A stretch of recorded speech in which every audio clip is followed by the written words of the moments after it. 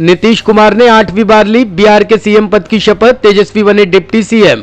नीतीश कुमार ने 8वीं बार बिहार के सीएम पद की शपथ ली। एक बार फिर नीतीश कुमार बिहार में सत्ता पर काबिज हो चुके हैं। जदयू के नेता नीतीश कुमार ने आज बिहार के मुख्यमंत्री पद की शपथ ली। इसके साथ ही राजद नेता और लालू यादव के बेटे तेजस्वी यादव दूसरी बार डिप्टी सीएम बन गए हैं। राज्यपाल फागू चौहान ने राजभवन में दोनों नेताओं को पद और गोपनीयता की शपथ दिलाई। मुख्यमंत्री पद की शपथ लेने के बाद ही नीतीश कुमार ने 2024 लोकसभा चुनाव को लेकर विपक्ष की एकजुटता का आह्वान किया। क्या नीतीश जी प्रधानमंत्री पद की दावेदारी रहेगी 24 में आपकी? मेरी कोई दावेदारी नहीं है, ये सब छोड़ दीजिए। हमारी किसी चीज की दावेदारी नहीं है और हमने जो भी निर्णय लिया है अपने पार्टी के साथियों का सबके मन में ये बात, विपक्ष की राजनीति को मजबूत करेंगे पूरे देश में ताकि पुराना जनता पार्टी एक रहे। तो क्या आप चाहेंगे कि सारे विपक्षी आगे सब कुछ करेंगे? अब आप सब दलों को एक करेंगे? आप तो जानते हैं पहले आपने एक बार प्रयास किया था, एक बार किया था लेकिन आगे भी जरूर हम चाहेंगे कि सब लोग मिल करके अब पूरा का पूरा मजबूत हो और सब लोग आगे का सब कुछ करें। अब तो आने वाला है ना भाई, देखिए जिनको 14 में मिला अब 24 है ना फिर, तो इसलिए सब लोग एकजुट हो जाए। नीतीश जी आप क्या पूरे ताकि 14 देश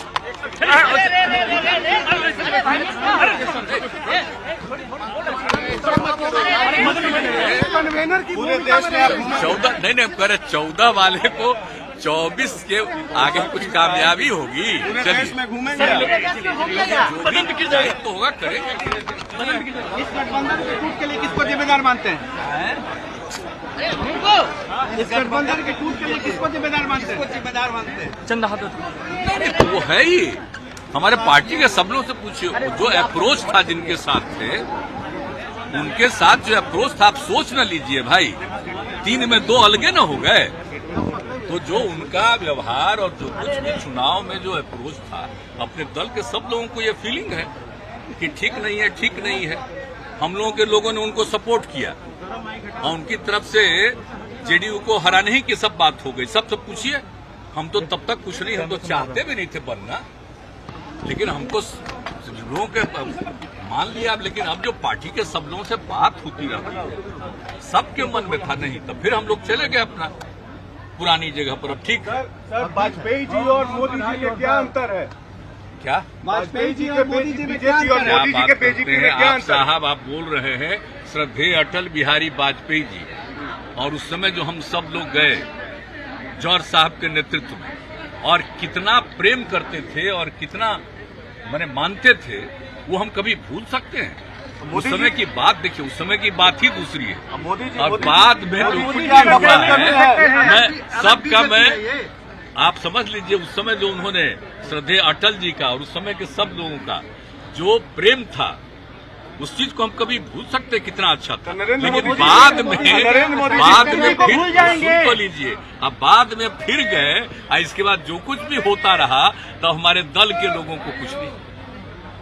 एक आदमी को हम जिम्मा दे दिए और फिर उसी आदमी के बारे में सबसे पूछिए पार्टी के तरफ रहने के बजाय कहीं और दिमाग चले। मोदी जी क्या हमको देखिए, हमको किन्हीं पर कुछ नहीं कहना है। जो कुछ भी करना, प्रधानमंत्री पद के उम्मीदवार होंगे आप? नहीं, हम किसी चीज के उम्मीदवार का हम कोई दावेदारी नहीं, लेकिन इतना तो जरूर कर दीजिए ना कि 14 में जो आए 24 तक के आगे रह पाएंगे कि नहीं रह पाएंगे, वो नरेंद्र मोदी जी को रोकेंगे 24 में।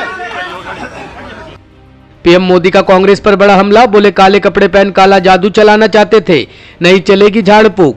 प्रधानमंत्री नरेंद्र मोदी ने आज हरियाणा के पानीपत में 2G एथेनॉल प्लांट का उद्घाटन किया। इस दौरान पीएम मोदी ने कांग्रेस पर बड़ा हमला किया है।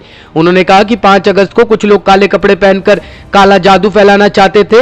उन्हें लगता है कि काला कपड़ा पहनने से उनकी निराशा खत्म हो जाएगी, लेकिन ऐसा कुछ नहीं होने वाला है। इन लोगों को नहीं पता कि कितना भी काला जादू कर ले, झाड़ फूक कर ले या अंधविश्वास कर ले, लोग उन पर भरोसा नहीं करेंगे। कभी कभी कोई मरीज अपनी लंबी बीमारी के इलाज से थक जाता है, निराश हो जाता है। अच्छे डॉक्टरों से सलाह लेने के बावजूद जब उसे लाभ नहीं होता तो वो कितना ही पढ़ा लिखा क्यों न हो, अंधविश्वास की तरफ बढ़ने लग जाता है।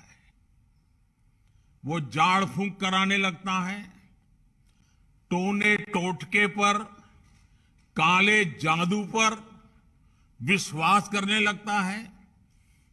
ऐसे ही हमारे देश में भी कुछ लोग हैं जो नकारात्मकता के भंवर में फंसे हुए हैं, निराशा में डूबे हुए हैं। सरकार के खिलाफ झूठ पर झूठ बोलने के बाद भी जनता जनार्दन ऐसे लोगों पर भरोसा करने को तैयार नहीं है। ऐसी हताशा में ये लोग भी अब काले जादू की तरफ मुड़ते नजर आ रहे हैं।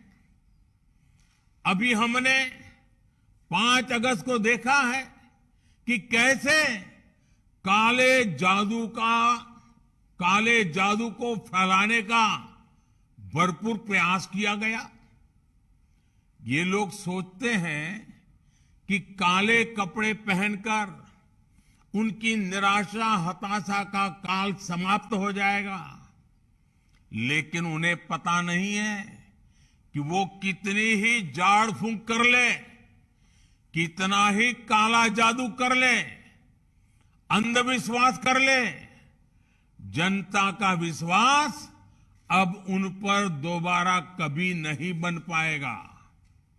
और मैं ये भी कहूंगा कि इस काले जादू के फेर में आजादी के अमृत महोत्सव का अपमान न करें, तिरंगे का अपमान न करें।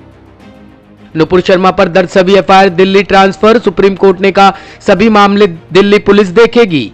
पैगंबर मोहम्मद पर विवादित बयान को लेकर गिरी भाजपा की पूर्व प्रवक्ता नुपुर शर्मा को सुप्रीम कोर्ट से बड़ी राहत मिली है। जस्टिस सूर्यकांत और जस्टिस जेबी पादरीवाला की स्पेशल बेंच ने नुपुर के खिलाफ सभी केस दिल्ली ट्रांसफर करने का आदेश दिया है। अदालत ने कहा है कि अब दिल्ली पुलिस ही सभी मामलों की जांच करेगी। वहीं जांच पूरी होने तक नुपुर की गिरफ्तारी पर भी रोक लगा दी गई है। नुपुर ने जान का खतरा बताते हुए सुप्रीम कोर्ट में याचिका दाखिल की थी। इसमें कई राज्यों में उनके खिलाफ दर्ज की गई सभी एफआईआर को क्लब और ट्रांसफर करने की मांग की गई थी, जिस पर आज सुप्रीम कोर्ट में सुनवाई हुई। अदालत ने नुपुर को अपने खिलाफ दर्ज एफआईआर रद्द कराने के लिए दिल्ली हाई कोर्ट जाने की अनुमति भी दे दी है। हर घर तिरंगा के खिलाफ ओवैसी की हुंकार, युवाओं को याद दिलाएंगे मुसलमानों का बलिदान। पूरा देश आजादी का 75वां जश्न मना रहा है। देश में हर घर तिरंगा अभियान की धूम है। इस बीच एआईएमआईएम चीफ असदुद्दीन ओवैसी ने सरकार को जवाब देने के लिए तिरंगा अभियान के खिलाफ मुशायरा और जनसभा का आयोजन करेंगे। इस पर ओवैसी का कहना है कि सरकार आजादी की लड़ाई की जान गंवाने वाले मुसलमानों के बलिदान को खत्म करना चाहती है, इसलिए उनकी पार्टी जनसभा और मुशायरे का आयोजन करके ज्यादा से ज्यादा युवाओं को इकट्ठा करेगी और फांसीवादी ताकतों के इरादे को चकनाचूर करने की अपील की जाएगी। बिस्मिल्लाहिर्रहमानिर्रहीम, अस्सलामु अलैकुम वरहमतुल्लाहि वबरकातुहू। मैं इस वीडियो मैसेज के ज़रिए तमाम शहरियान हैदराबाद और तेलंगाना की आवाम से अपील कर रहा हूँ कि मजलिस इत्तेहादुल मुस्लिमीन की जानिब से 12 अगस्त के दिन एक जलसे आम मुनक़्क़द किया जा रहा है, जिसका उन्वान ये है कि हिंदुस्तान की आज़ादी में मुसलमानों का किरदार। इस जलसे में मजलिस इत्तेहादुल मुस्लिमीन की जानिब से कौम और मिल्लत की तमाम ज़िम्मेदारों को, बड़ी बड़ी तंजीमों को, मशाइखीन को, उलमाओं को दावत दी गई है और इंशाअल्लाह ताला वो इस जलसे आम में शिरकत करेंगे। मैं ख़ास तौर से नौजवानों से अपील करूँगा कि इस जलसे में शिरकत करें, और क्योंकि हम अपनी मुल्क की आज़ादी के 75 साल मनाने जा रहे हैं और फाशिस्ट ताकतों की तरफ से, फ़िरक़ा परस्त ताकतों की तरफ से तारीख़ को तोड़ मोड़ कर इस तरह से पेश किया जा रहा है कि वतन अज़ीज़ की आज़ादी की लड़ाई में मुसलमानों के रोल को या तो मिटाया जा रहा है या उसका कोई ज़िक्र नहीं होता है। तो मेरी उन तमाम गय्यूर नौजवानों से, बुज़ुर्गों से, ख़वातीन से ये मेरी अपील है कि इस जलसे में शिरकत करें और आप ख़ुद इन तमाम ज़िम्मेदारों की ज़बानों से जो मुल्क की आज़ादी में हमारे बुज़ुर्गों ने जो अपना रोल अदा किया, जो ईसार और क़ुरबानी के मुज़ाहरे किए, हम उनको ना सिर्फ़ ख़राज अक़ीदत पेश करें बल्कि हम उनकी क़ुरबानियों को याद भी करेंगे ताकि हम अपने मुल्क को और मजबूत कर सकें। साथ ही मैं आपको ये भी बताना चाहूँगा कि 13 अगस्त के दिन दारुस्सलाम में मजलिस इत्तेहादुल मुस्लिमीन के हेडक्वार्टर में एक अज़ीमुश्शान कुल हिंद मुशायरा मुनक़्क़द किया जा रहा है इसी उन्वान से, जिसमें मुल्क के नामवर शोरा इकराम को दावत दी गई है और तेलंगाना के भी मौजूज़ शोरा उसमें शिरकत करेंगे। इसी उन्वान पर वो आएंगे। मेरी आपसे गुजारिश है कि इस मुशायरे में भी शिरकत करिए। उम्मीद करता हूँ कि आप तमाम से इस जलसे आम में और इस मुशायरे में मुलाकात होगी। मजलिस के तमाम सदर व मुतमदीन, शहर हैदराबाद की अरकान बल्दिया, वो तमाम से मेरी ये गुजारिश है कि वो इस जलसे में शिरकत करें और इसको कामयाब करें। अस्सलाम वालेकुम वरहमतुल्लाहि वबरकातुहू। कश्मीरी पंडित राहुल भट्ट की हत्या का बदला पूरा, सेना ने आतंकी लतीफ को मार गिराया। जम्मू कश्मीर में कश्मीरी पंडित राहुल भट्ट की हत्या करने वाले आतंकी को सेना ने एनकाउंटर में ढेर कर दिया है। सेना ने मुठभेड़ में कुल 3 आतंकियों को मौत के घाट उतार दिया है। ये तीनों ही लश्कर तैयबा के आतंकी थे। अब सेना की ये कार्रवाई इसलिए मायने रखती है क्योंकि इसमें आतंकी लतीफ राथर को भी मौत के घाट उतार दिया गया है। लंबे समय से सुरक्षा बल उसकी गतिविधियों पर नजर बनाए हुए थे। उसने घाटी में कई हत्याओं को अंजाम दिया था। राहुल भट्ट की हत्या भी उसी ने की थी, लेकिन आज सेना को पुख्ता इनपुट मिला कि लतीफ और उसके साथी बडगांव में हैं। ऐसे में तय रणनीति के तहत एक्शन लिया गया और मुठभेड़ में तीनों आतंकी ढेर कर दिए गए। ब्यूरो रिपोर्ट, टीम तफ्तीश न्यूज।